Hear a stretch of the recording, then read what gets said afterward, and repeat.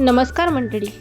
आजच्या सनई चौघडेच्या भागात अखेर तो क्षण आला ज्याची सगळेच आतुरतेने वाट पाहत होतो. अनेक दिवसांचा राग, गैरसमज आणि अहंकार आज एका निर्णायक वळणावर येऊन पोहोचला आणि शेवटी जयने एक मोठा निर्णय घेतला, गौतम आणि आसावरीचं लग्न लावून देण्याचा.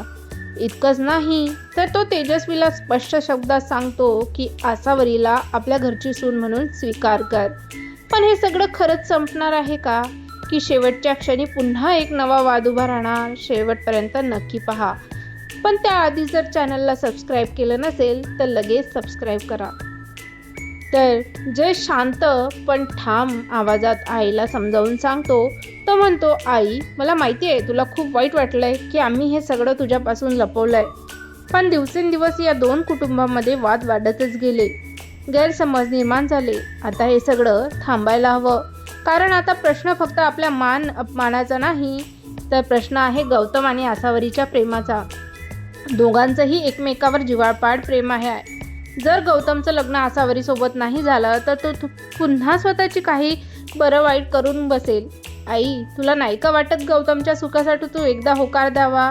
हे ऐकून सगळेच काही क्षण शांत होतात. त्यानंतर जय पुन्हा आईला समजावतो, मी तुझी माफी मागितली ना, खरंच माझं चुकलं. पण जय, जसं तुला वाईट वाटतंय तसंच त्यांनाही वाईट वाटलंय.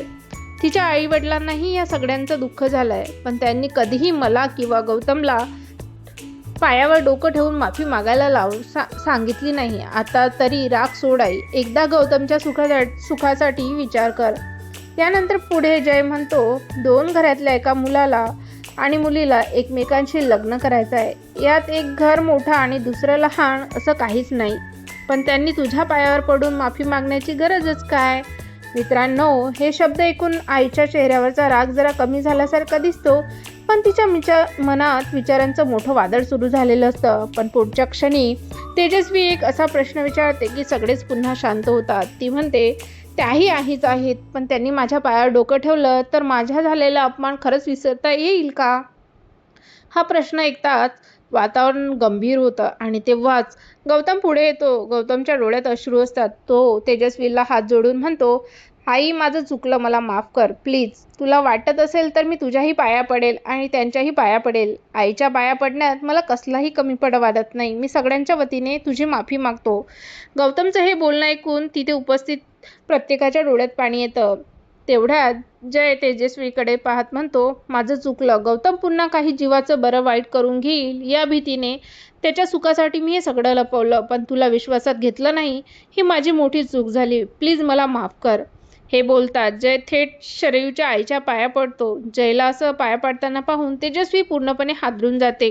क्षणभर तिलाच समजत नाही की तिच्याच घरात नेमकं काय सुरू आहे. इतके दिवस आपल्या शब्दावर चालणारं घर आता हातातून निसटत चाललंय की काय, अशी भीती तिच्या मनात दिसू लागते. त्या क्षणी वातावरण पूर्ण भावनिक होतं.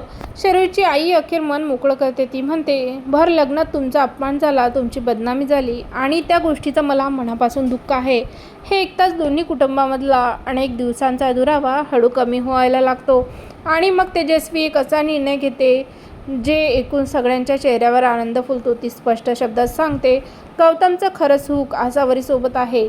त्याला तिच्याशीच लग्न करायचं आहे आणि आता मी या लग्नाला विरोध करणार नाही. हे एकदाच गौतम आणि आसावरीच्या चेहऱ्यावरचं समाधान पाहण्यासारखं असतं. दोन्ही कुटुंबही सुटकेचा निश्वास सोडतात आणि शेवटी जय तेजस्वीकडे पाहून ठामपणे म्हणतो, आता सगळे गैरसमज बाजूला ठेव आणि आसावरीला आपल्या घरची सून म्हणून स्वीकार कर. हे ऐकताच वातावरणात पुन्हा एकदा आनंदाचं वातावरण निर्माण होतं. पण मंडळी, इतक्या सहज सगळं सुरळीत होईल का?